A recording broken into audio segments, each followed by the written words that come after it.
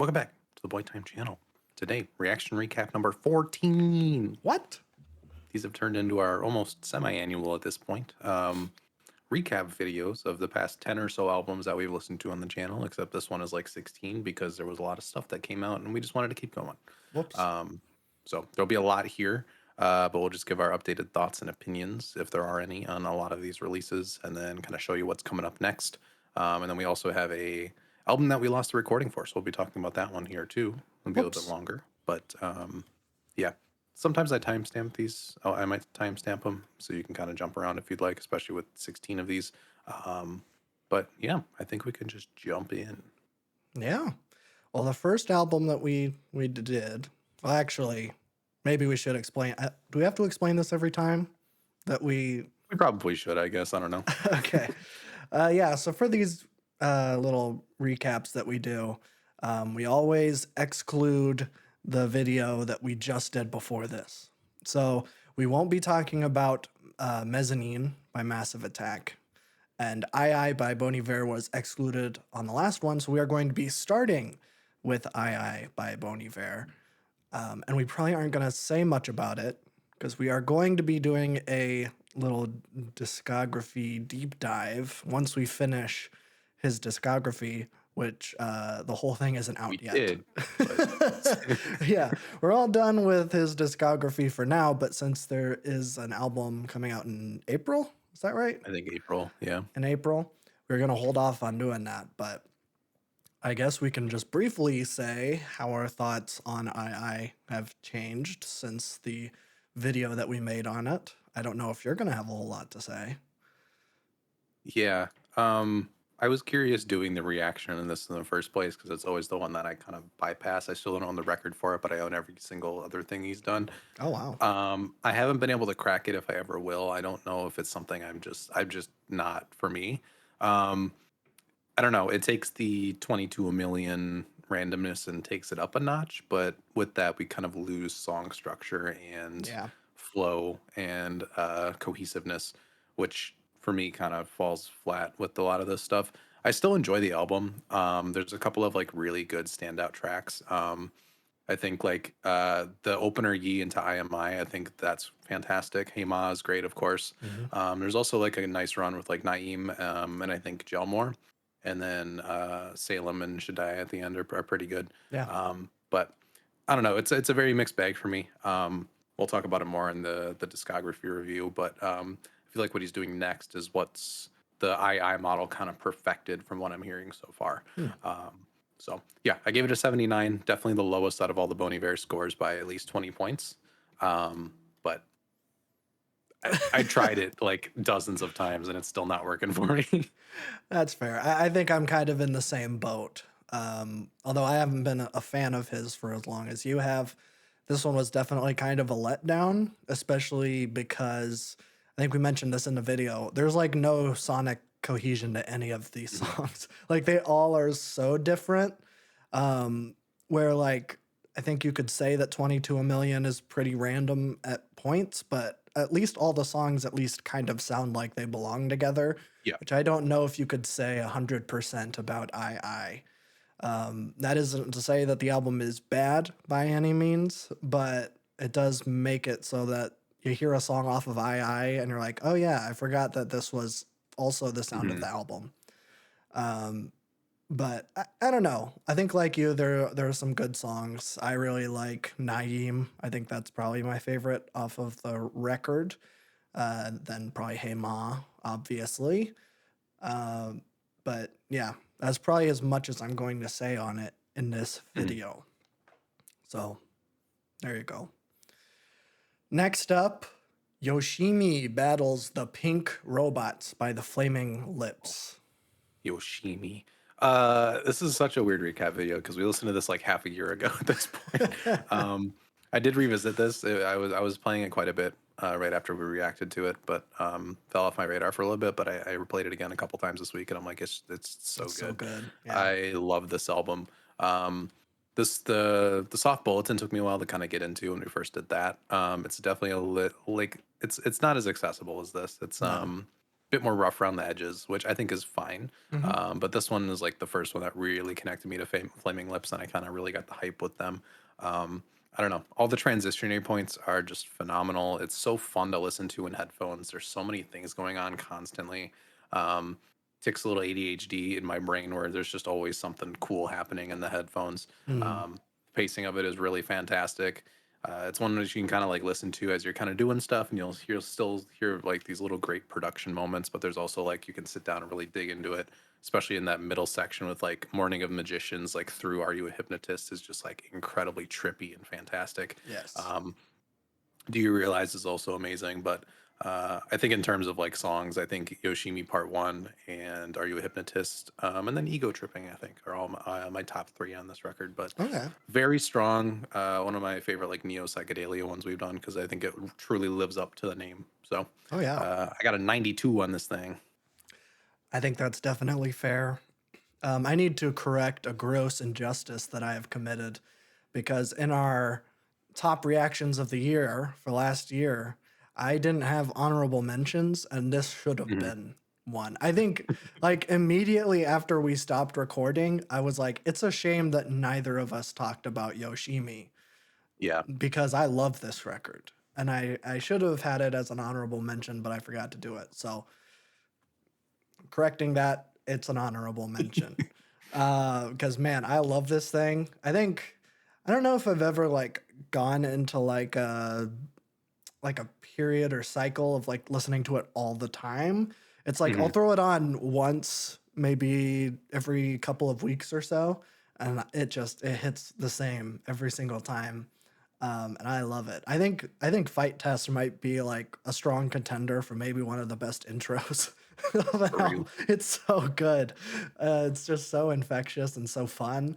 For what the rest of the album is, it kind of stands out. It definitely sounds more like a pop song than the rest of the songs do, except for maybe Yoshimi one. But Hmm. uh, man, I love Fight Test. I think it's phenomenal.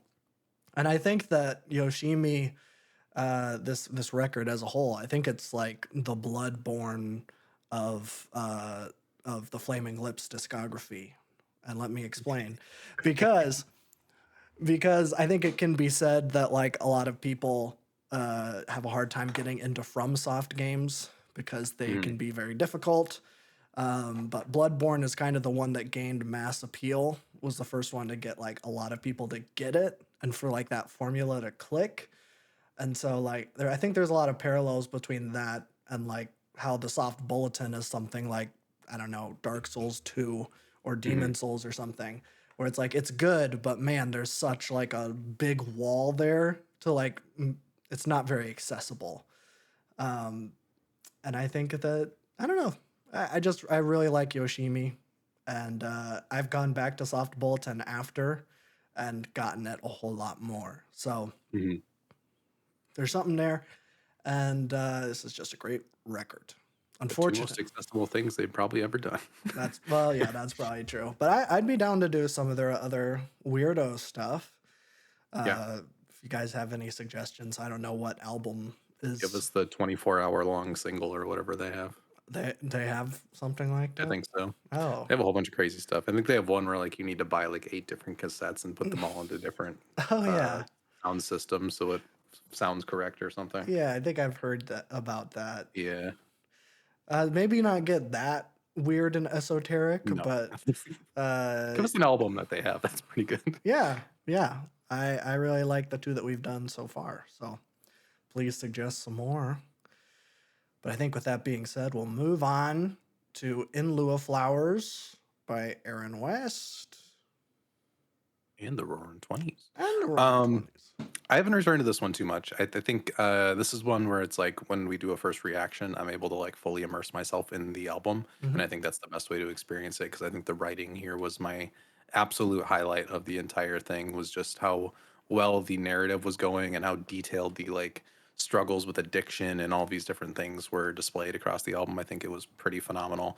Um, Sound palette wise, I like don't remember too much about like any standout tracks or kind of moments on the album. But I remember it being more of a kind of story narrative that I kind of just dove into for the length of it, Hmm. um, which is great. I do think it kind of falls in the middle in terms of soundscape to me, where it doesn't like stand out enough where like I keep it in my playlist too much or anything. But it's always one if I'm in that kind of mood to throw on an album that's like has deep lyricism and I can kind of dive in and escape for a little bit. So still a strong album from last year, which is a year of just insane albums. So, um, but yeah, I have an 81 right now. It could move potentially, but Okay. solid. Yeah, very solid. I don't know if I have a whole lot more to say. It was my album of last year, and I still really, really like it. I should have worn. I got an Aaron West shirt because I love this album so Mhm. much. But I was not thinking clearly, so sorry about that. But yeah, no, I really, really like this thing. And I still have not really. I need to go back and listen to the other albums that this group has done, because I think we did get some comments saying that like we should have started at the beginning. Mhm. So whoops, sorry, but I really like In Lieu of Flowers. I think it's a great little culmination to a story I'm still not familiar with, but I think it's a great like self-contained like story too. I think in terms of writing, it can go like toe to toe with something like Good Kid, Mad City, where it is like this really straightforward narrative, and it's told in a very cohesive and well done way. I Mhm. think so. Big shout out In Lieu of Flowers, very nice record. I think. Okay, next up. This, again, is probably going to be pretty short, but we did the two Bon Iver EPs, Blood Bank and Sable, back to back. We'll start with Yes. Blood Bank. Oh, Blood Bank.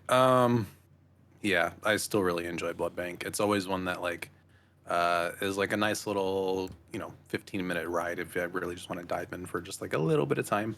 I think there's a lot of good variety on Blood Bank, especially. I think it serves as a perfect like in between point of the first record and the second record. Mhm. Um, I think Woods and Beach Baby are the standouts on here, like by far. Oh, Like yeah. Woods especially is just fantastic. Um, I don't think it's anything groundbreaking. I think it just shows like where he was kind of headed. I think he does top all of these songs in the following albums, except maybe Woods. I think that's still a standout in his discography. I was going to Um, say, yeah. yeah, but this is still kind of a precursor to a lot of the stuff that he's done. So I have an 87 on this one. It's still pretty good for an EP. It is pretty good for an EP. Yeah, no, I think, I don't remember where we said it, but maybe we said it on the podcast. I like Sable more than I like Blood Bank. In I agree. fact, I think the only song like I love on Blood Bank is Woods, Hmm. and it like stands out in his discography. That might be a top three Bon Iver song for me. Hmm. I love that song. And I went back and I listened to the Kanye song that sampled it, and I don't really like it. So uh, Coward. it's fine. It's just like whatever. I don't think he like adds enough to it to justify. Like I feel like it's too much of the backbone is Woods, and I'm like I don't. Hmm. It deserves It more fits than into the just. album. It fits into the album, but yeah, I don't know. I just don't, and I don't like how he changed the lyrics to be like more 2000s like bling rap, I guess, kind of. Hmm. I'm like, don't do that. Like Woods is great as what it's doing, but I guess it doesn't have a place in that on dark fantasy, whatever. Um, yeah, no, I really like Blood Bank, and by really like, I mean I like one song. Beach Baby is pretty good. The one song is really good. It's really good. Yeah. I think yeah, the only song I don't like is Babies. It's just Hmm. fine. But everything The else is live pretty good. version of Babies redeems it. Oh. Is there a live On the Blood version? Bank 10th anniversary edition, they got live versions of all of these. Oh, I would check okay. that out. I did not know that that existed. I will have to check it out. It's And the big red cover. oh, yeah, okay, I see that. Okay. Yeah, I'll go ahead and I'll listen to that live version before we do our discography deep Mhm. dive. But that's it for Blood Bank. Sable, again, this is going to be part of the album that's coming out in a month, so I don't know if we're going to have a Yeah. whole lot more to say. Yeah, this is a very strange circumstance where I feel like this never happens where there's like an EP that comes out and then that EP is part of the new album that is coming out with it. Um, Yeah. and in many cases, I would say that's not really like great. But I think with this case, it actually is. I don't know. I have so many good things to say about what the upcoming album is based off of this EP and then the one single that he's released for it. So I'll Hmm. try to hold a lot of those thoughts. But I do think the salmon on the black square reversed for the main album is definitely significant of what it sounds like. Hmm. But the actual tracks here are pretty phenomenal. Like it took me a while to get used to like the new mixing and setup that he was doing with these tracks, but once I kind of got it, I think the new single helped a lot too. Everything just kind of clicked, and it's a really great EP. And I think Hmm. this kind of starting off the new album before it's kind of shifts into that Fable section, I think is a really good kind of like prologue to like what he's doing next. So I think it's a really cool inventive way of rolling out your album. I was a little annoyed because of how long it was taking, but I think it'll pay off in the end. So I also have this as an 87. I think this and Blood Bank kind of equally strong, but Sable, my kind of rating on this is obsolete now because of Right. the main album that it'll attach to. So Yeah, no, I was thinking about that the other day where I'm like, sometimes we get so pissed about like the rollout of things. And I'm not mhm. saying that specifically about like Sable Fable, but I do think that like albums like the Silk Sonic record are kind of always Oh going to be yeah. like permanently marred as like, man, the rollout for that absolutely sucked and took Hmm. way too long. That now it's like even listening to the album is like, oh, I remember what that was like, even though the album's Hmm. fantastic. I don't think that this is going to fall into that, but I was just kind of thinking it's interesting how, like, for some, and like, I imagine how this is going to be, is that the rollout is going to be essentially completely forgotten, and that it's just going to Hmm. be, we're going to remember the album. And we're going to Yep. think about the Sable EP as being part of the album, which I think is interesting. Um, Hmm. but that being And you haven't said, heard the new single, I have so not, because I want to you don't go know what's on the in. other side of the door. I don't. But you're a big fan of it. It is maybe my favorite song of this year so far. Okay. I know I'm not worried about it by any means. And I'm really looking forward to the album. But all that being said, I really like Sable. I like the songs that are on it. Mhm. Things Behind Things is a great opener into Speyside, which I love. I love Speyside. I Mhm. don't know if that has left like rotation since listening to this EP. And I also really like Award Season. That's all the songs. I like all of them. So I don't know. I think as like a little teaser for what's coming next, I think it's a successful teaser, and it's very nice. I like it a lot. Me too. Nice. Okay, next up, Soccer Mommy Evergreen. Finally get to talk about Evergreen. It was off my list in the end of this year because there was too much stuff that came out and I couldn't justify putting this in the top 10. Yeah. But it keeps creeping, like all Soccer Mommy albums do. They just grow and they do these magic things where it kind of just clings to you after a certain amount of time. Hmm. Um, Even though like this is her most like understated record, I think a lot of people that are kind of casually into Soccer Mommy probably won't get a whole lot from this because it's not nearly as flashy as her last two. Oh. But with that, I still really enjoy this album. I think the kind of little bit more like dream pop element to it in the background of this kind of indie rock sound palette works really well for her. It feels like a very personal record to her, which I really enjoy because the writing across it is pretty good. Yes. Um, and I do like there's actually a lot of variety once you like actually dig into the album. I think a lot of people can kind of write it off as generic indie rock on first listen, but those first couple of listens after are like there's it kind of expands on you. Like Lost and M are completely different moods, and then you get Driver, and then all of a sudden like track 4 through 11 is all really great. I think Dreaming of Falling, Changes, and Abigail are all fantastic. The closer Evergreen is also amazing. I Oh, just it's so good. love the closer so much on this. So it's definitely grown on me. It's one that like kind of has to sit with you for a little bit. Um, I got a signed copy of this one too. She's just like going to record stores and signing all of these things. So I have two signed Soccer Mommy records now, which is great. So Hey, oh. I will see her in concert one day. um, yeah. But I have an 84 on it right now. It'll probably keep climbing as I keep listening to it, but it's always just like a comfort blanket to fall on a Soccer Mommy record because they're always Oh just so good. yeah, yeah. This album did make my top It 10. did. It I was think 10, wasn't it was it? 10. Yes, and I do really like it. I think I went back to it a couple weeks ago, and man, it is just really really phenomenal. Great soft rock, which is something that I love. Abigail has like snuck up on me. I did not think I would like Mhm. that song as much as I Wow. do. It's a great, it's great. I thought it would like almost fall into like the novelty realm, just in that it's like so Stardew Valley. Like Mhm. almost every single lyric is like a direct like reference to the game. I'm like, uh-oh, I don't know how I feel about that or how that'll age, but in the short amount of time it has aged, I think it's aged really well. I think it's really cute and fun. So, I don't know. Are people still hating on Soccer Mommy? I think this one just kind of got glossed over last year because of how much stuff there was. No. I feel like she's very middle of the road with a lot of people, which I'm As a okay shame. with. Like, she doesn't need to be like the biggest thing in indie Well, rock. Like no. in this Phoebe Bridgers era, I think she has her own little lane carved out that I really enjoy. So Hmm. Yeah, I don't want to hear any Soccer Mommy no slander. soccer mommy. She's very very good. Mhm. And like, I don't know, she has a very distinct sound, which you don't hear too much anymore. Everyone sounds like Taylor Swift or Phoebe Bridgers. So I'm very She's just glad underrated in general. So she is.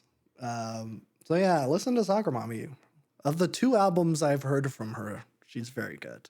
We we'll should do color probably theory do. eventually. Yeah. Yeah, I think you'll really enjoy color theory too. That was my intro Okay. I've also all heard, back in 2020.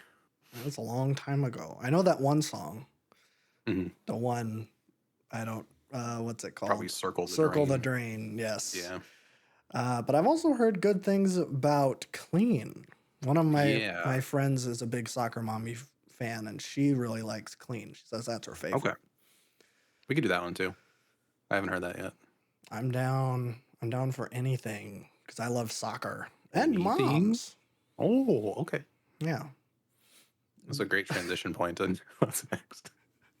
Speaking of loving soccer and moms, let's talk about something I don't love at all. Butcher House by Cemetery. He's down for anything until Cemetery gets picked. Um, yeah, Butcher House. I won't lie. I went on a road trip like a couple months, like maybe a month or two after we listened to this album, and I put a dangerous amount of Cemetery in that playlist, and probably made all of my passengers want to jump out of the car. Yeah. Um, but that's okay. It's my car. I'm driving. Um, I'm very middle of the road on this album. I think there's some great stuff on it, and I think there's some not so great stuff on it. By not so great, I mean boring, which I think is the worst thing you can kind of do, especially when you're Cemetery, because that's the one thing you cannot be is boring. Mm. You need to do something. I think a lot of the production and his vocals kind of lacked in like half of this album. I think there was a little bit of a mismatch in a lot of that. I don't know about you haunted mounders because I'm not really one of them, but I feel like since Rainbow Bridge 3, Cemetery hasn't really been putting up numbers like he has since then. I Oh. feel like a lot of people reference that album as like the last great Haunted Mountain release. Wow. There is a new Ghost Mountain album out, and that's the first album he's released in 5 years. And it's getting really good reviews. So I don't know if that's something I can put Jerry through it on the channel again, or I could listen to it on my own, but you're gonna have to listen to the podcast to figure out how I feel about that. And I know people don't like when I do that. Um, so let me know in the comments if you want to see October Country reaction because I'm interested in listening to it. I just don't know whether I'm going to listen to it on my own or bring this idiot along with me to hate it as well. I So, um, but in terms of good stuff about Butcher House, Baba Yaga is an absolute slapper. I love that song. Hallowed Be My Wrist is still one of the best song track names I've ever heard. Like it's a banger of a song name. And I think Angel Makers was pretty solid as well. And then Little Lamb was just a funny outro. So, but the rest kind of like very hit or miss with me. So definitely my least favorite Cemetery out of the two I've listened to. sure. So I have it at a 50 compared to Rainbow Bridge 3's 80. So Rainbow Bridge 3 is at an 80? it's a great album, like genuinely. What the hell is wrong with you? I Uh, don't know. Like I did it as a meme on that video, and I'm like, man, this is really good. I can't believe you. Butcher House is the worst album I've ever heard, and that Okay. stands. Even 3 months later, I pretty much hate everything about Cemetery, and this album kind of epitomizes everything. I didn't re-listen to it, obviously, for this. Maybe I should have, but I refused. Uh, because man, and it's not even like I'm a prude or something. It's just like, it's Satan. I don't like that. It's just like so over the top and so in your Yeah. face. There's no like subtlety with it. And it feels like someone who's overcompensating, where it's like, no, I got picked on in school and now I have to, like, now I'm the baddest guy. I murder and I sacrifice things to Satan and I cut myself and I do. And it's just like everything, like, I guess, intimidating he does. And I'm like, it's so fake. It's so lame.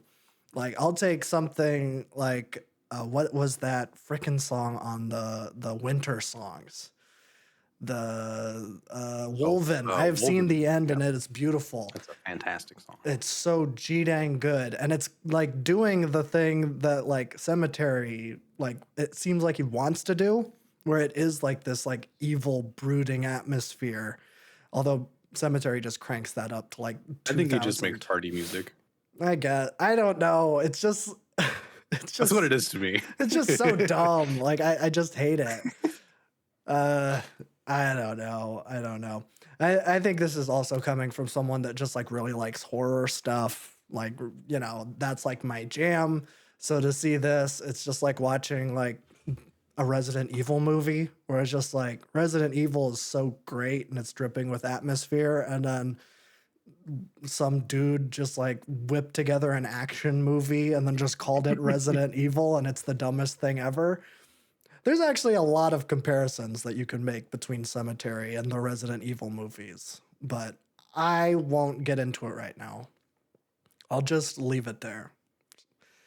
And if you're a haunted mounder, let me know why you like it, because I don't see the appeal, and Babby's crazy, and I don't trust Mhm. his opinions on anything. So I'd rather get an unbiased third party's opinion.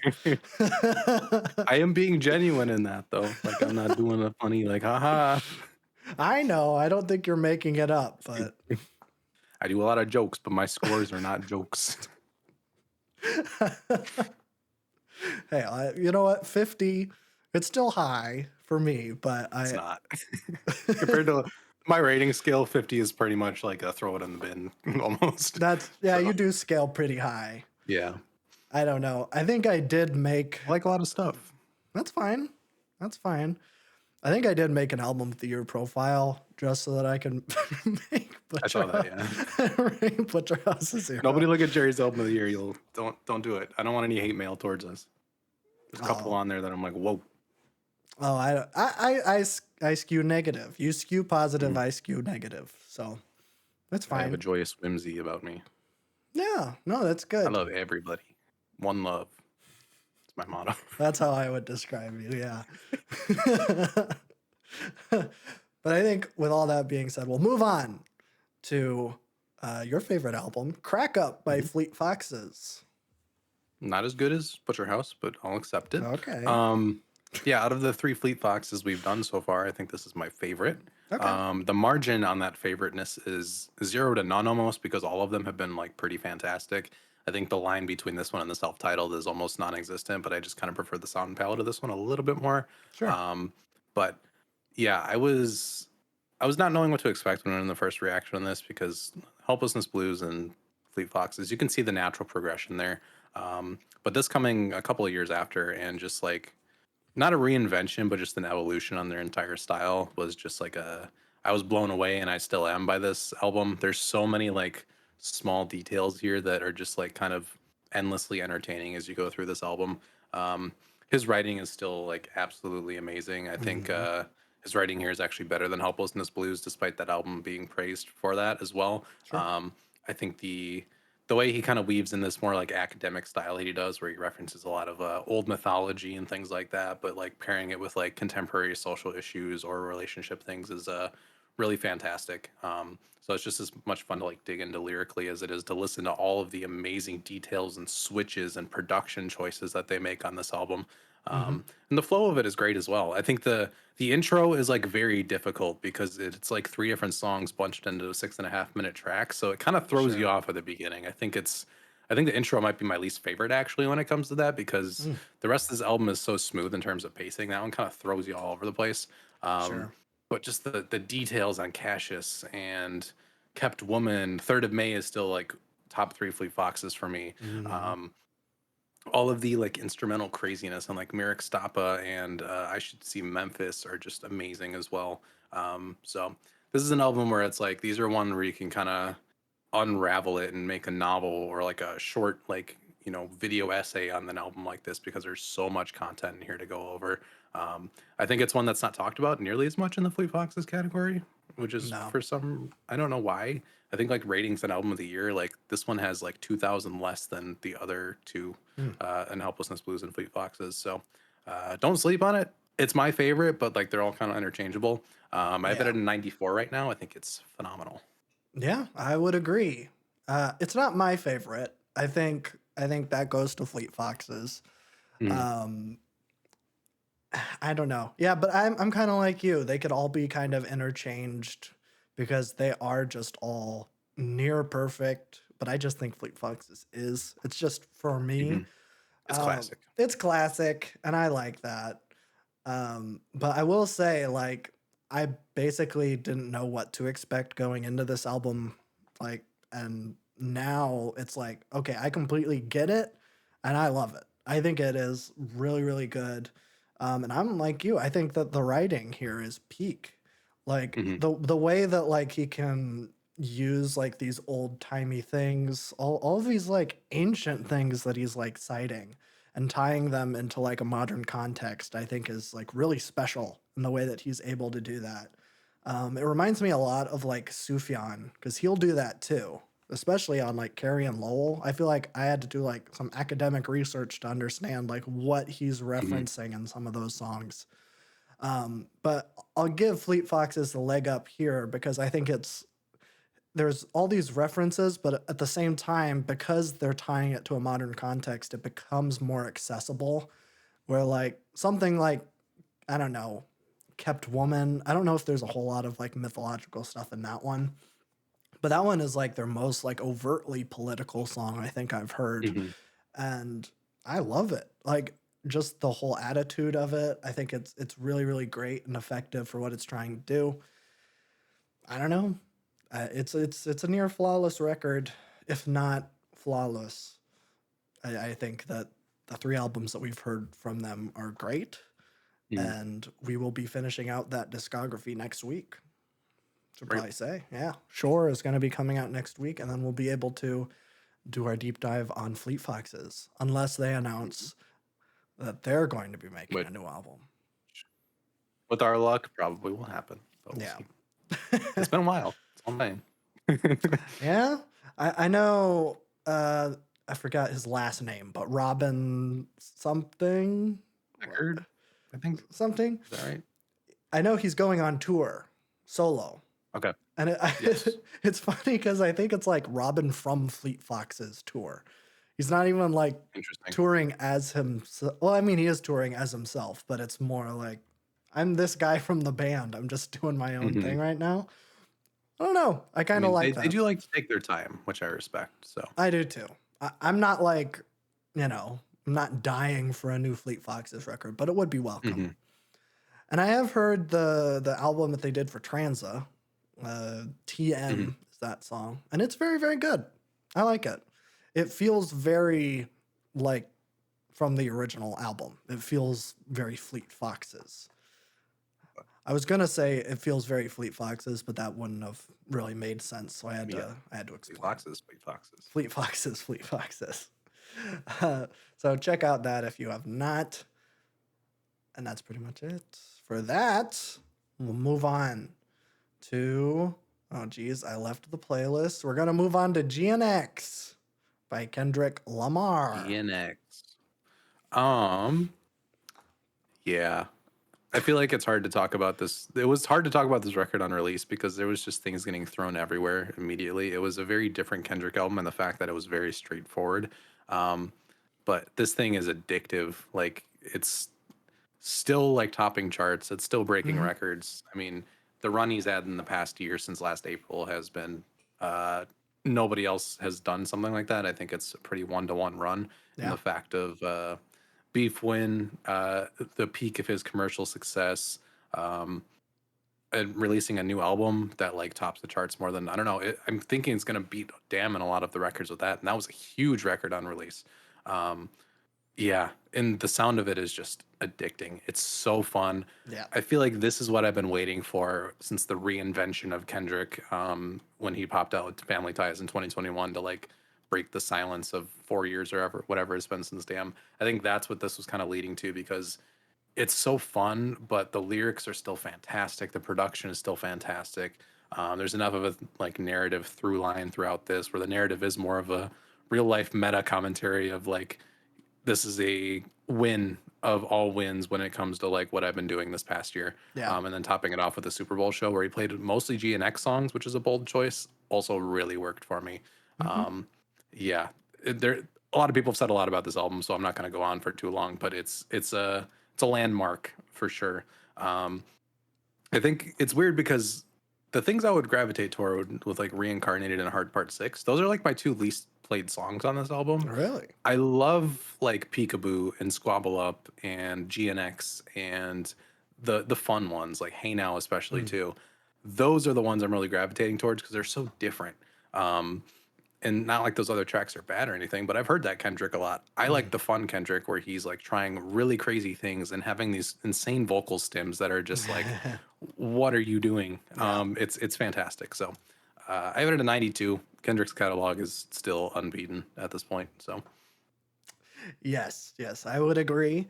I really, really like this thing too. I don't know if my opinions have changed a whole lot since our top albums of the year video. mm, I still really, really like pretty much every song, but I'll still stay on record. I'll stand on business, if you will. I don't really like Peekaboo or what's the other one? I don't really like GNX either.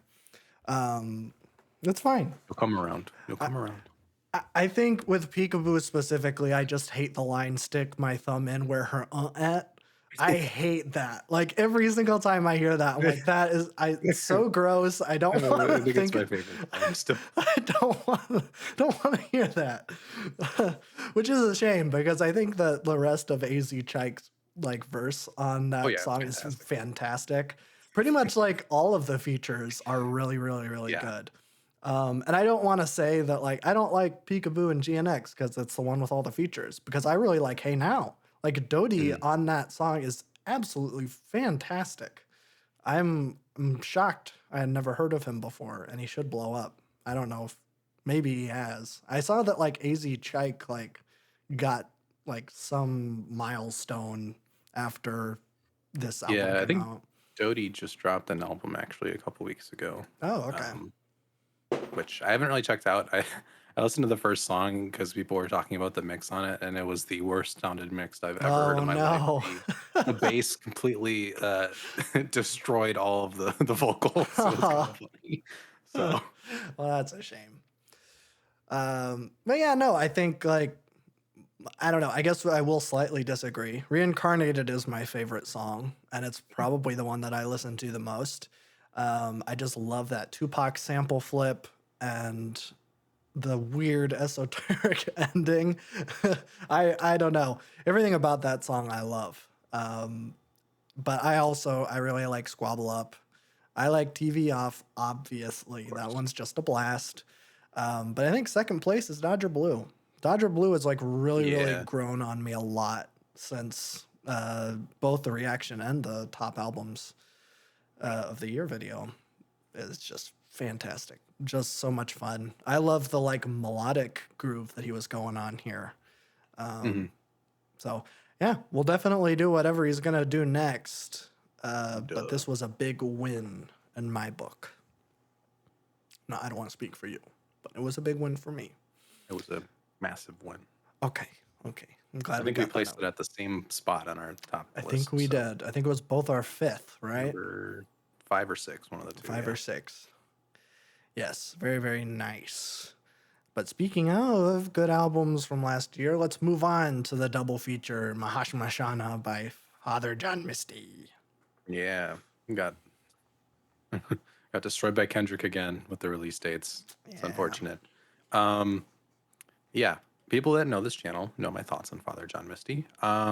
This is my favorite album of his, though. I think this is his best by a decent margin. I would say so too. I think he drops all of the things that make me not like him.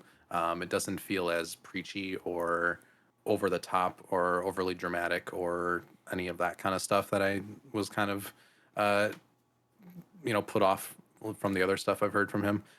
Which there's a place for that kind of stuff. I don't like it in my singer songwriter, especially the way he kind of like produces everything to be so grand. It Mm. feels a little talk downy at times. But with this one, I feel like he kind of brings us down to his level, and he really expands upon some like certain topics with like a great deal of nuance and the acceptance that he doesn't really know a lot, which I think is great. I think pure comedy. My biggest issue with that album is like it feels preachy, and his politics just don't live up to that level of preachiness when you're just like everybody else politically. Yeah. Um, Especially that one song, which will not be named. Um, but this one here, I feel like he took some psychedelics and was like, "Hey, I don't really know that much. Let me talk about it in a variety of different areas." I think the title track is phenomenal. I think it's a Hmm. fantastic opener. Mental Health, I think, is my favorite song. I think the nuance in that song, especially, is just like songwriting wise, I think his best song he's made, and instrumentally and everything too. That track just flows so well. And I love the disco on I guess Time Oh, Just Makes the Fools of Us All. It really grew on me. I'm like, yeah. this is kind of niche, but like after a while I just threw it on and I'm like, this is so good. Um, and I thought Summer's Gone as a closer is also really fantastic too. So very good record by him. Definitely my favorite. I think I don't know if he keeps on this track, I will definitely become more of a fan. I don't go back to it too much still, but I think as a whole album, it's still pretty fantastic. So I have it as an 88 right now. Wow, that's very high for Father John Misty for It you. is. I'll take it. I really like this album too, and I will agree. I think it is his best record. It's just they cut all the fat. there's Hmm. no there's no like one bad song like on most of his other projects, and it feels like very concise. I feel like lyrically this is him at his best, which is saying a lot because I think he's a very talented writer in general. And yeah, I feel like every song, although they sound different, like I guess you could maybe make some comparisons to I, just in that like every single song is a completely different vibe, but it does all sound similar enough to where it does feel justified in it being the same record. But man, Summer's Gone is growing on me like crazy. Hmm. I think that Mental Health is still the best song here, but Summer's Gone is so g dang good. It's like all of the best songs in Chloe wrapped up into one. I'm like, man, I want a part of me is like, I want Father John Misty to do an album like this, but he already did, and it was okay. Do So another one. I don't know. I will say, after like really diving into Mahashmashana, I went back to Chloe just to compare, and it's not as bad as I remembered it being. There's a lot Hmm. of good songs on there. I just think it's not consistent, and there's some weird mixes on there. There is, yeah. The concept's good and it wraps Yeah. up nicely, but it's like I don't need to listen to all that again. No, no, it's very novelty in a way that I think Mahashmashana is not. Yeah. So, yeah, check it out. If you're a big Kendrick Lamar fan, check out Mahashmashana. And if you're a big Father John Misty fan, You check out GNX. unironically would really enjoy it if you enjoy Kendrick, I think. I think so. I think in terms of like writing and building a narrative, they're both pretty up there. Yeah, especially this album. I don't know if Hmm. I would say if you like Damn, you should check out Pure Comedy, but I uh think you should. yeah. I think Okay. there's still a through line there. Okay. Okay. Well, very nice record. Next up, is it the controversial one? Yeah, It it is. is. Okay, Sauce Deluxe Lana. SZA. All right. So whenever we have controversial takes on the channel and the ratios and the comments kind of show it, I always Mhm. go back and think, am I wrong? And a lot of time, yeah, I am. I think with like Mariah Carey, especially, that album is pretty great, and I have completely come around on it. Mm. Um, with this one, I'm standing on business. It's no, it's not good. I I understand where the ratings and everything are coming from. It's SZA. Her voice is still good. Yes. All of that is still good. Um, but when you are SZA and you do have two great albums, adding this on top of your, in my opinion, best album, that's still a hot take in general. Um, it really dilutes what you were trying to do with SOS. I get this was to fulfill a label thing. I still don't like it. I think no album should have like 42 songs on it by the time it's all done. No. Um, and I don't think a lot of these songs needed to be here. A lot of them felt very sloppy, kind of unfinished. There are cool ideas in a lot of these songs, but none of them are really brought to fruition where it like makes a good song. Cause like I can still think of little catchy parts in certain parts of this deluxe, but it's like those are not songs you should be putting out because they're clearly not done. Yes. I think like Chill Baby is like it's the chorus over and over and over again for 2.5 minutes. It seems like TikTok bait. Um, with that being said, I think we kind of like I don't know. My head canon that we kind of figured out is like Kitchen Downward was ready for this original SOS Deluxe, but then to fulfill label obligation, she made the next 10 tracks and put it on here as a deluxe to really like make it a full release for her, Yeah. and to get more charting abilities because the more garbage you add on top of an album, the more it'll chart. Um, when especially when you're this big.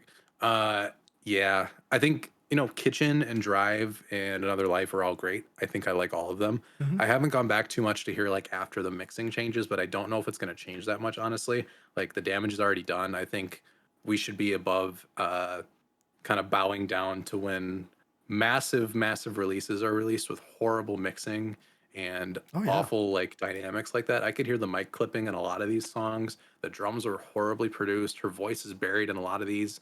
30 for 30 sounded like a train wreck when it first came out. Um, I don't know. We should not like just be like, oh, it'll get better, so I'm still gonna judge it on this weird curve. Like, no, this is how it was released. If you turn that in for a project at school, you're gonna get a C. You're not gonna get an A minus because it will improve once they fix it. Right. I don't get it. Even with that, it's like I'm not listening to this again. I'm gonna listen to SOS and have a great time. Yeah. I'm ready for this to just kind of get put in the rearview mirror and go to the new thing she's doing, which I hope does not involve TDE if they are done with their contract thingy. I hope she gets out of there, joins up on PG Lang, and does whatever she wants because Yes. that seems like the best kind of mode for her to go.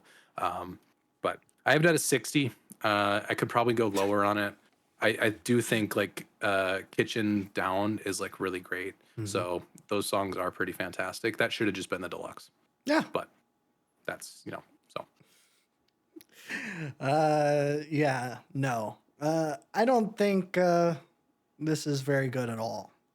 I don't know if I have like a whole lot more to say aside from what you said. Because man, this all it's so forgettable and Mhm. boring.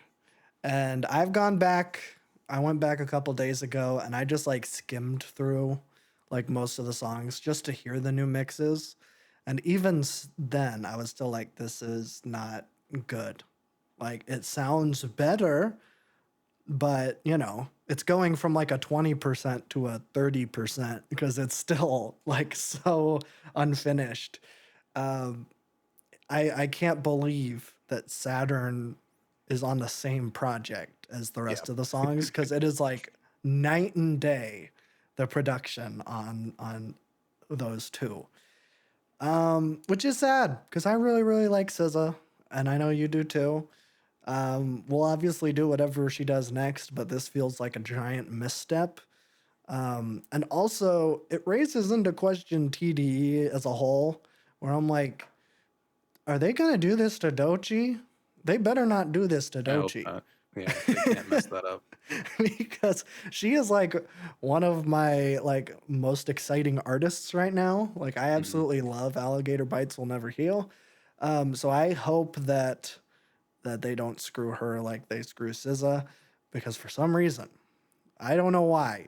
Someone has beef with SZA at the the higher ups of Top Dog Entertainment because they really every single thing that they do with her Yeah. seems to be mismanaged. I know TDE is going through a internal implosion right now, so we'll see how it Oh, happens. But they have okay. some weird cases, I'll say. So Weird what happens cases. with that? Yes. Interesting. Hmm. That's what I like to hear. It's always a good Yeah. sign whenever a Not a good studio thing. has weird cases. You're like, oh, that's interesting. Yeah. I'm just glad Kendrick's out of there when he got out of there. And just Yeah. Yeah. It's fine. We'll just move on. What's next? I think it's a Guard Dog by yes. Searows. Great. I have some dignity, so I haven't gone back to this a whole lot because I don't want to just ruin my day every time I listen to this. But it's great. It's fantastic. There will be a point again where I will be like, I'm gravitating towards it. But I had my fill of that last year, so I'm on a little bit of a break. I'm listening to some like more not positive, but prettier sounding things that are making me feel nice. That's my little break. It'll come back. It always comes back. So I will be plugged into this thing heavily once it does come back. Um, but it is a pretty fantastic record in terms of just like indie folk in general. Mm-hmm. His vocals are just incredible, and a lot of the writing on this is just like heartbreaking and gorgeous. Um, and yeah, I think it flows very well. It is an hour long, which I don't know. It justifies the length if you're like really deep listening to this. If you're putting it on in the background, it will get a little mundane just because it is indie folk and there's only so many instruments in it. Right. But I think his writing and his vocals really do pull through here. I think I started this with like the oh he sounds like Phoebe, and then like came coming out of it, I'm like that's not like Phoebe at all when you're really like listening, which I Right. think is great. Mm-hmm. So yeah, I think in terms of favorites, Walk Me Home was always a standout. I think the closer Crybaby is fantastic. Mm-hmm. There's one other one. I think it was North Star. I think that was the other one. But yeah, this record is fantastic. I have not had time with it yet because I'm waiting until that time presents itself. So I will have more to say about it and probably a higher rating whenever that time comes. So, but I have it in 87 right now. I think it's pretty great. Wow. 87, it can only go up. That's very nice. Yeah, no, I don't know if I have a whole lot more to say than what I said in the reaction video. This is one of my favorite albums ever, and I'm very excited for when we do End of the World, because I think that End of the Great. World is even better than Guard Okay. Dog. So we'll get there when we get there, probably sooner rather than later. I think I'm going to put it on the wheel proper instead of locking it to the EP wheel, which I don't know if Yeah, we've spun in a we year. should do one of those. We got too many wheels. There's too many things we want to do, and we can only do this once a week. So it's fine. We'll get to End of the World a little later, but Guard Dog, fantastic. Also want to shout out Hold You. That's one of my favorites now. Since doing the reaction, I didn't really like I knew about it, but for some reason when we did it on the reaction, it like completely like clicked. I'm like, oh snap, Mhm. this is like one of the best songs on here. But you know, still, Roadkill, Villain Haunted. Those are my three favorites. And Hold You is number 4 now. So very nice. Thank you, YouTube. Speaking of thanking YouTube, let's talk about one that is not on YouTube. Lianne La Havas, self-titled. Yes. Okay. So this was part of my wheel of things I've already heard that I wanted to share with the class, which is a thing I've been really enjoying. So it's a shame that this got deleted Yeah. from existence. I was doing some house cleaning in my hard drive and sorted by oldest and got rid of those. And apparently this was with the oldest. So Oh, I think Windows 11 made a goof there. probably. But I don't know. It's a shame because this is a really fantastic album, and I thought her reaction to it was pretty great. I this album grew on me like after doing this reaction, just because it's been a couple of years since it came out in 2020. That would have been like one of my earliest kind of exposures to neo soul R&B fusion like this. But going back to it, I'm like I gained such more of an appreciation for it. So Mm, yeah, it's still a fantastic record. All of you should check it out, especially if you've watched like our Brandy videos and stuff like that. This yeah. is a perfect progression. Sade too. I got a lot of Sade in this album. But in terms of songs, I think Bittersweet, Read My Mind, Paper Thin, Weird Fishes, Courage, and Sour Flower are all my top ones here. So have it at 90. I think it's fantastic. Yeah, I would agree. I think that this is very, very nice. I will say, you said that it was like a guaranteed slam dunk. I don't know if it's like something I'm like into 100p, Mhm. as the kids say. But I do like most of the songs on here. But for some reason, it's just like not a sonic palette that I return to a lot. And Babby's frozen, but that's fine. I'll just keep talking. I do really, really like the soundscapes and stuff that's on here as a really unique kind of feel and atmosphere to it, where it is like really stripped down, especially for R&B, in a way that I appreciate a lot. And Babby's back, so that's nice. Back. I was stalling, but I was also talking It's your about, time to talk. Go. yeah, yeah. But yeah, no, I think that like most of the songs on here are a success. I will say Weird Fishes is maybe the song that I return to the least on here. I don't know why. I guess I like Radiohead now. I'm a Radiohead stan. You See you on can't the top. cover Radiohead. They're the goats. I guess. I don't know. But yeah, check out the album if you have not. It does feel like it's criminally underrated. Like I know you said that people were talking about it like when it came out, but Mhm. I had not heard anyone talk about it since. So check it out, revisit it, or listen to it for the first time because it's very good.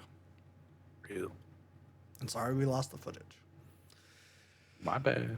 Happens once a year, That's okay. I think historically. was the last reaction recap we did, was that the one with New Order? No, I think that was two Two. ago. Okay. But yeah, that was the last recording we lost. It won't happen again. That was because my computer died at the very end. I Oh, think we that's had right. like 2 minutes left before we hit the end recording button, and my computer completely just restarted and lost all of it, Yeah. which was Yeah. unfortunate.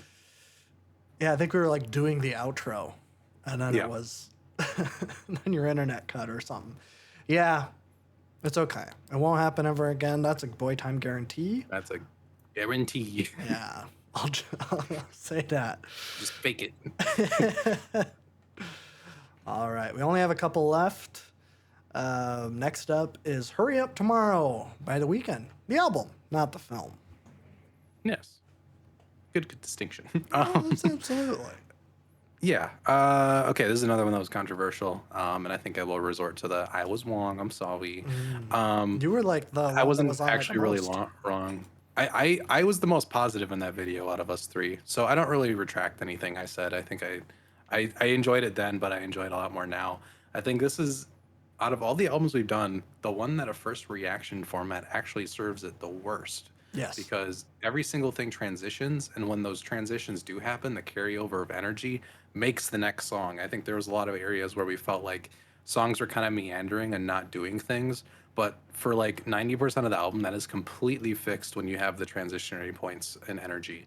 Mm, And because of that, it is a pretty great album. I think I still have issues with especially the middle section. I think we can cut 4 or 5 songs here and keep it yes. down to around an hour, and it'll be like pretty good.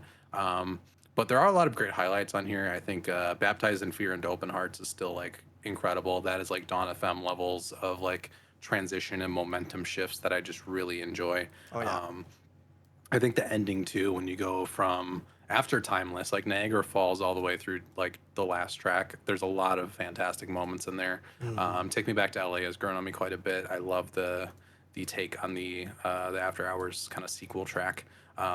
Drive is still one of my favorites. I know it's like not talked about a lot, but I don't know. There's something about the simplicity of that song that I just really enjoy. And then The Abyss with Lana Del Rey is also fantastic. So, um, yeah, I think this one is just like, we had a lot of expectations and feelings going in. It was an hour and a half. There was 3 of us, and this whole album heavily relies on transitions. So it's like, I think we were kind of set up to fail in that reaction video, because yeah. listening to this, I think I listened to the album 3 times that day. Going back to it after that reaction and just letting it play, I was like, this sounds completely different than what I just listened to. Yeah. So, yeah. I have it in 80 because there's still some clearing issues with it that I have, but like the front and the end of it are just like really great. Hmm. Yeah, no, I think I would agree for the most part. Because I've been going back to this pretty regularly. And I would say that I like it way more than I did in the video. Hmm. I think in general, I think Bab Jab was the most negative, but he had kind Yeah. of like negative opinions going in where he was like, I don't want him to be Hmm. stuck in this sound forever. I liked the sound he was in. I was just a little disappointed with the final product. And I still am slightly.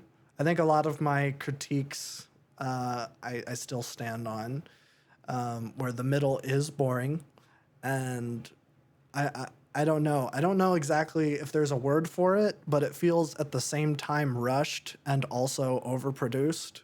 And like there's too much in there. They spent too much time. Overthought. It's overthought and rushed at the same time in a way. Yes. I'm like, I don't know how that's possible. That almost seems like it should be an oxymoron, but if the Weeknd is anything, he's a pioneer, I suppose, in a lot of ways. Um, I don't know. It's tough because I think I don't know the first 7 tracks up through opening night I think are really good. Except for Sao Paulo, I still don't like that song, and I have a lot Yeah. of problems with that in general. Um, but you know, besides that, I think it's a pretty g dang good opening run, and then for some reason. Half of Reflections laughing is really good, and then Travis Scott gets on and does his own thing. That's Stevie. it's still like stands out where it's like I don't even necessarily blame Travis for that. I blame the Weeknd. I'm like, tell you the artists that like what the premise of the song is before just like letting them on a beat. Because I feel like that's what happened. I feel like that's what Mhm. happened with like most of the features on here, where they don't really feel connected to like what the song is actually about. I will say the exception to that is Future, because And and Lana. I don't like I don't like that song really. Um, Really? yeah, it's fine. I don't care. I really I don't I'm already the unpopular one here, so I'm fine with killing my reputation. Um, but yeah, I think that like I don't know. In terms of features, I think that Future is clearly the highlight, especially on Enjoy the Show, where like his verse, he's like crying on it. I'm like, man, like there is like so much emotion and stuff that he's pouring onto that track.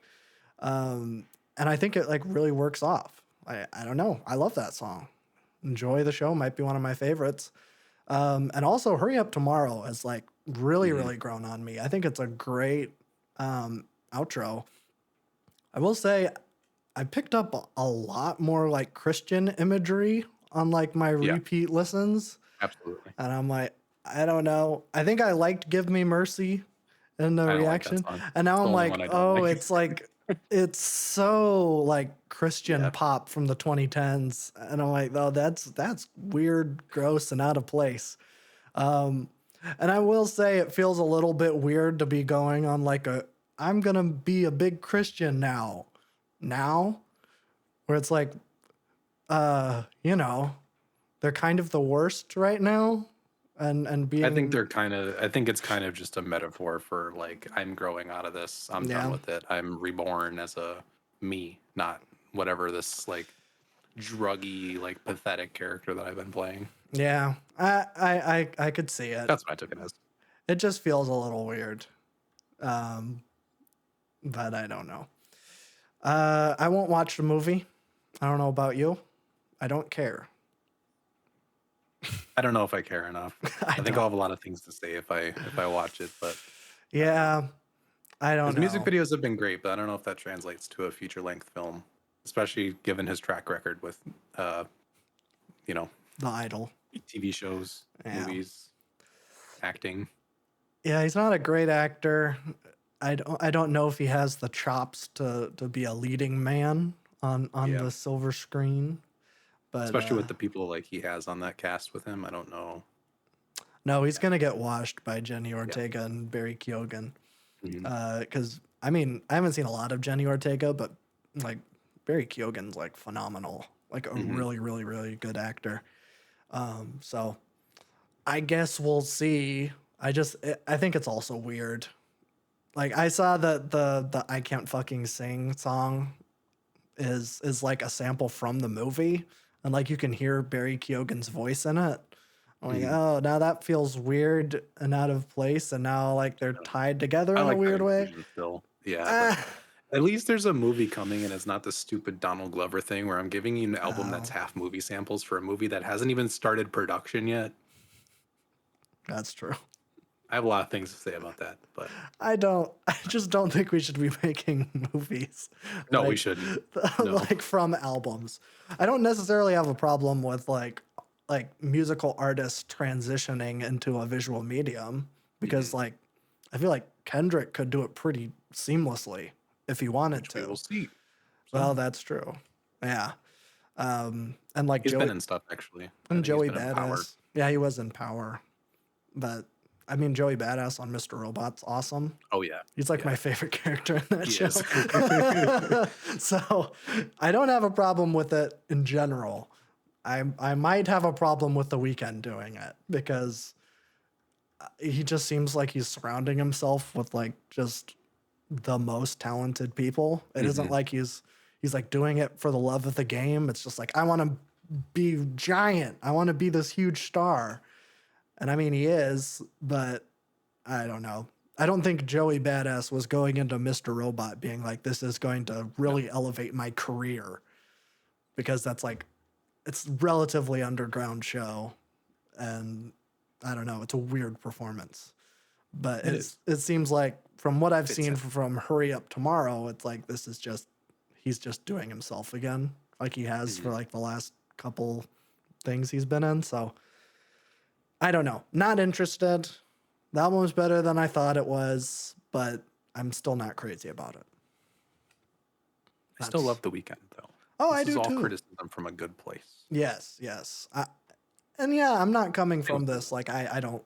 I love the Yeah. weekend. I I think we think only do this with artists we enjoy because there's yeah, actually passion there, not like a, okay, whatever, I don't care. yeah, yeah. I only really do this if it's someone that I like or if it's someone I absolutely hate, like Absolutely Cemetery. despise. Yeah, exactly. Otherwise, I'm like, whatever. It doesn't affect me at all. So yeah, I guess that's Hurry Up Tomorrow. But let's close this ish out with Brighter Later by Nicholas Drake. Not better than Butcher House, but I'll take it. I love this album so much. um, yeah, I think coming off of this and Mezzanine, I'm like, man, those have been two of the best albums we've listened to on the channel back to back. Wow. Um, I absolutely adore this album. There's so much that is just great about it that comes across in just like such an effortless way that is just phenomenal. Like he was 22 and making this, which is just insane with the compositions and things that are on this with the big band and the jazz and even the way his guitar interlays like with all of that more big band like baroque sound just works so well. Hmm. I think his soft spoken voice is a perfect complement to like the noisy horns and bustling of a lot of the early tracks here. Um, which because I like that. It feels like he's stuck in a city that makes him uncomfortable, and there's just things happening, and the world is moving much quicker than he is, and he's kind of left in the dust here. Yeah. And that kind of imagery, like it's kind of a heartbreaking record, but at the same time, it is such a fun listen. Like these songs just feel so complete and fleshed out and thought through. In a way that 70s kind of make it feel like a seamless classic song. Like Yeah. the song structures aren't anything like out of the ordinary or anything, but it's just perfected to a level that I haven't really heard. Um, in terms of favorite tracks, I think all of them, but like Hazy Jane 2, one of these things first. Northern Sky is one of the best songs I've ever heard. That might be like one of like top 10 song ever made for me at this point. Wow. I think it really is a phenomenal track, especially with like all of the extra production work they put into it. Coming from someone like Nick Drake, who is a very depressive kind of personality when it comes to writing and stuff, hearing that kind of just like pure like love and admiration come out on like the end of the record was just like wow. So this is where people are gonna be like, why did you do this? I have it at a 99. It will become a 100, but there's a weird thing that where like my brain will tell me when it's ready to do 100 on it because if I keep it at a 99, I will keep listening and listening and listening until I reach that Mm, point. It's happened with a ton of records on this channel. I think the Glow Part 2 took an entire year for me to go from 99 to 100. Wow. So it's just a little mental marker I have for myself where I'm like, this is really good. You need to really figure out if this is like in your top echelon of things ever. Because 100s are like, sure, your album might be perfect, but I'll put it at a 99 if I'm not like personally attached to it. This is already kind of getting there. So, Yeah. yeah, one of the best things I've ever heard. So phenomenal. Yeah, no, I know exactly where you're coming from. I do the same thing with movies. Hmm. I'll rate them 4.5. I usually only rate them 5 unless I've seen it twice. Unless Hmm. like immediately I have like an emotional reaction to it. So I get it. And I think that with this album, it is deserved. I will say, I don't know if I, I don't know. It hasn't like completely clicked with me in the way that like Pink Moon did, where like Hmm. immediately I was like playing that over and over and over again. And I think, I don't know, it doesn't necessarily sound dated because even if it did, I love like this era of Yeah. music.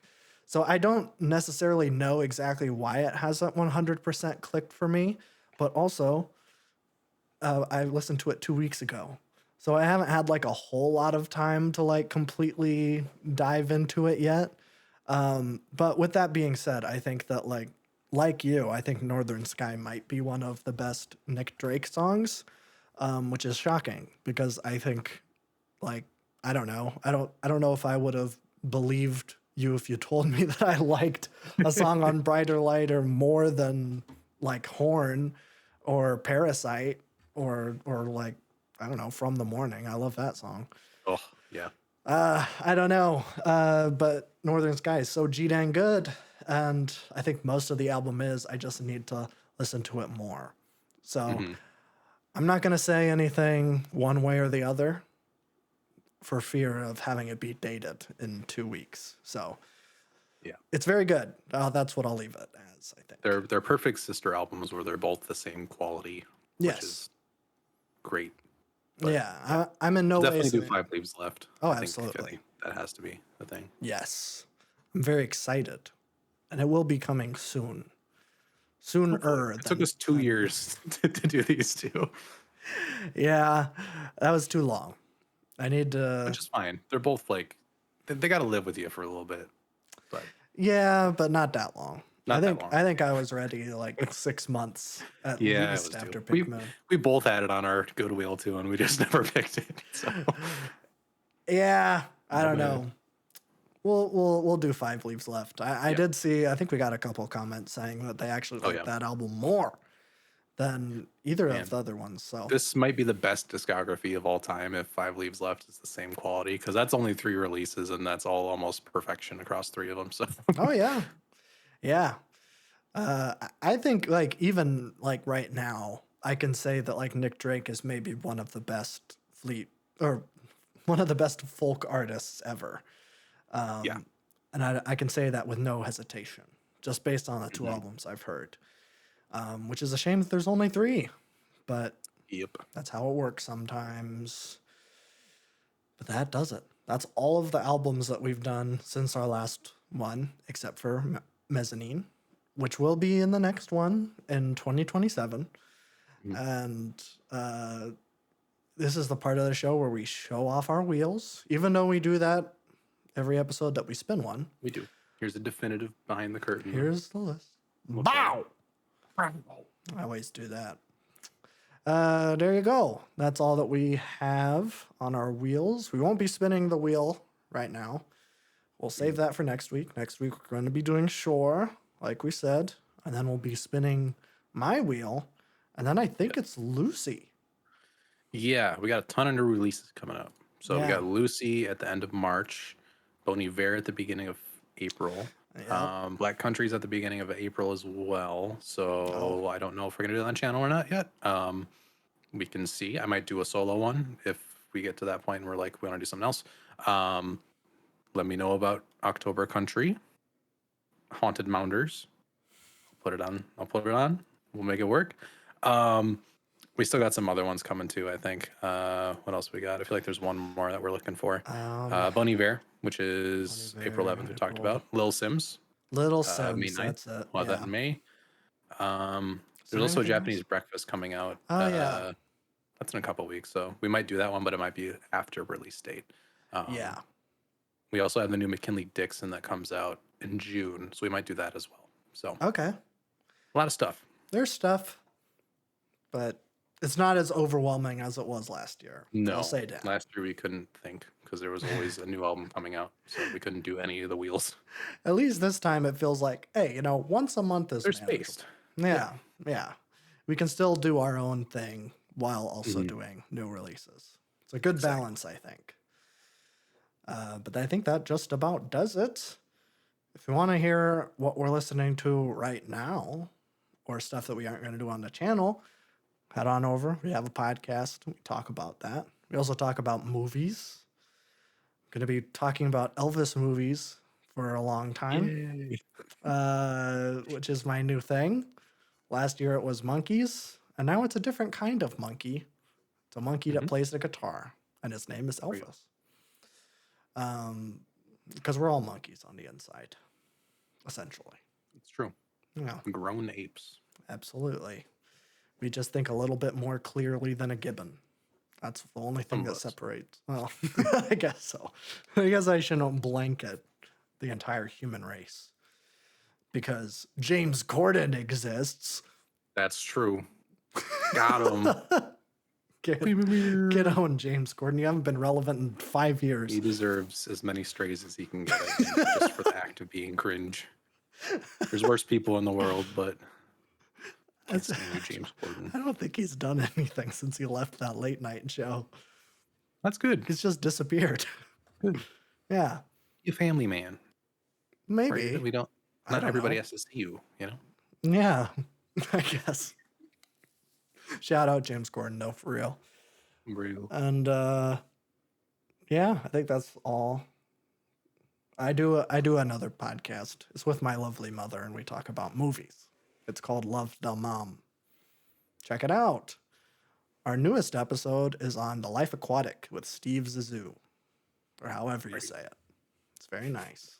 I don't I know. don't know. I think they pronounce it like 3 different ways in the movie, Oh. so I don't know how to pronounce it. I think it's like Zizou. I think that's how they Zizou. I don't know.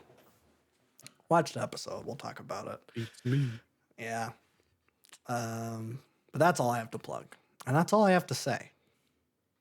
Me too. There'll be stuff coming on the channel later, but that's fine. It's fine.